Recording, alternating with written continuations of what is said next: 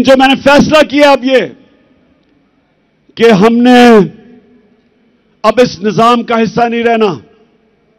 मैं अपनी सारी चीफ मिनिस्टर्स अपनी पार्लियामेंट्री पार्टी से अब मिलूंगा और हमने फैसला किया है कि हम सारी असेंबलियों से निकलने लगे हैं।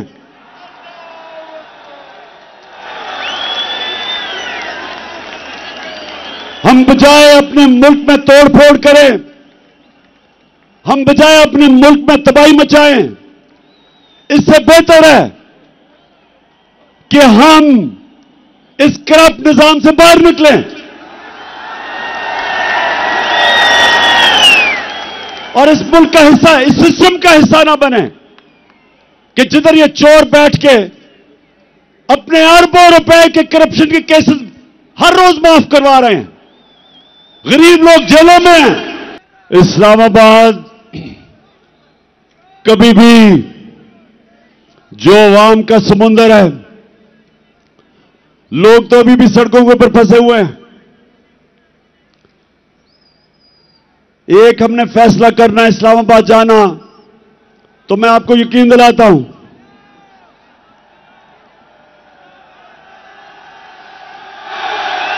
कि ना ये बर्दाश्त कर सकते हैं। जितनी भी पुलिस आप जमा कर लें, जब लाखों लोग इस्लामाबाद में जाएंगे कोई नहीं रोक सकता उनको। लेकिन मेरे पाकिस्तानियों, मेरी जितनी भी 26 साल की सियासत है वो मैंने आईन और कानून के बीच में की है। मेरे लिए इन 7 महीने में बड़ा आसान था कि हम वो श्रीलंका वाला हालात पैदा कर देते। हमने 65 जलसे किए, कभी पाकिस्तान के जलसे में इतने लोग नहीं आए, लेकिन पब्लिक आती थी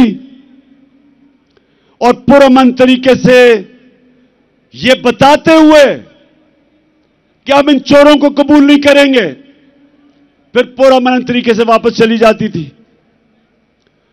मेरी पूरी कोशिश रही कि मैं किसी किस्म का इंतशार अपने मुल्क में ना पैदा करूं, क्योंकि वैसे ही माशी हालात बुरे हैं। अगर यहां तोड़ फोड़ शुरू हो गई, सबके हाथ से गेम निकल जाएगी।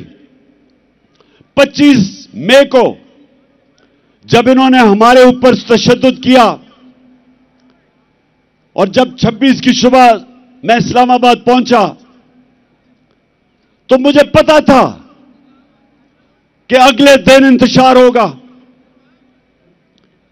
मैंने सिर्फ इसलिए अपनी मार्च कैंसिल की कि मुझे पता था कि अगर हम इस्लामाबाद धरने देने का फैसला कर लें तो अगले दिन तबाही होनी थी, खून होना था। इसलिए मैंने वो मार्च कैंसिल की। आज मैं इसलिए फैसला कर रहा हूं कि वहां नहीं जाना, क्योंकि मुझे पता है तबाही मचेगी, नुकसान मेरे मुल्क को होगा। लेकिन सड़ रहे हैं और ये बड़े डाकू अरबों रुपए की चोरी अपनी माफ करवाने के लिए पहुंच जाते हैं। और मुझे अफसोस वो है जो लोग इनको एनआरओ देते हैं। मैं उन लोगों से भी पूछता हूं कि क्या आपको खौफ खुदा नहीं है कि एक मुल्क पे इतना बड़ा जुल्म कर रहे हैं? क्या आपको खौफ नहीं है कि आपने एक दिन अपने मालिक को जवाब देना है?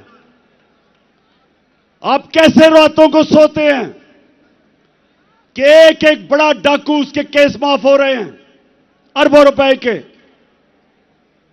आप कैसे रातों को सोते हैं कि बेरोजगारी और महंगाई में गरीब आदमी चोरी करता है और वो जेल में गल सड़ रहा है? इसलिए मैंने अपनी चीफ मिनिस्टर से भी बात की है। मैं अब अपनी सारी पार्लियामेंट्री पार्टी से मीटिंग शुरू कर रहा हूं और इंशाअल्लाह आने वाले दिनों में हम अनाउंस करेंगे जिस दिन हम सारी असेंबलियों से बाहर निकल रहे हैं। जब मुस्तकबिल में इंशाअल्लाह इस मुल्क की तारीख इस चीज की गवाही देगी कि इमरान खान अपने मुल्क के लिए आखिरी गेंद तक लड़ता रहा, आखिरी गेंद तक, आखिरी वक्त तक अपने मुल्क के लिए खड़ा रहा था। और मैं ये भी कहना चाहता हूं कि वो लोग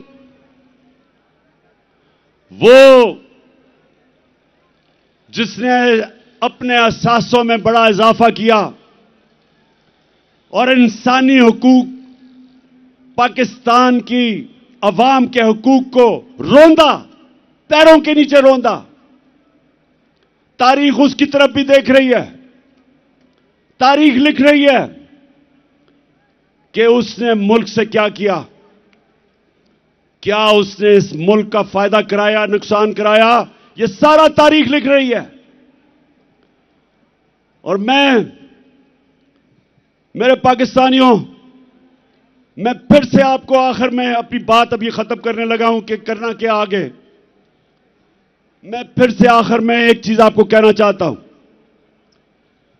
कि गुलाम कौम का कोई मुस्तकबिल नहीं है और आजादी कोई प्लेट में रख के नहीं देता।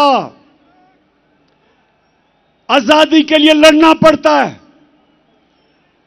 जंजीरें गिर नहीं जाती, तोड़नी पड़ती हैं। आजादी कोई देता नहीं, छीननी पड़ती है। मैं अपनी कौम को आज कहता हूं कि आजाद आप कब होंगे? जब एक आम आदमी देहात में उसको ये थाना, कचहरी, पटवारी, इस मुसीबतों से वो निकले। जिस मुल्क के जब इंसाफ होगा तो थाना, कचहरी, पटवारी की सियासत खत्म हो जाएगी। जब इंसाफ होगा तो कब्जा ग्रुप खत्म हो जाएंगे। क्यों नहीं यूरोप में कब्जा ग्रुप?